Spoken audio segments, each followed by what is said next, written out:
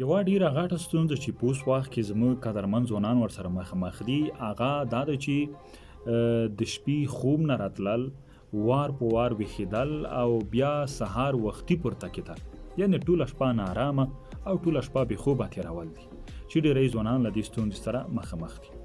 د دې ستونزې یو غټ علت چې تر څومره موږ په دې باندې ریسارچ څېړنه وکړه هغه دا دی چې دې ته انزومه ویل کېږي او دې لامل دا دی چې موږ چې د شپې تر څومره په خپل موبایل کې مصروف کیږو، په هغه کې ګیمونه کوو یا نور برخې، خو د دې موبایل سکرین ته زموږ شپه ډېره تېرېږي یا کمپیوټر کې تر ډېره مصروف کیږو او یا په تلیفون کې په خبرو باندې مصروف کیږو. دا هغه علتونه دي چې په اساسي موږ ته انزومه پیدا کیږي او موږ بیا د شپې د آرامه کیږو، خوب نه راځي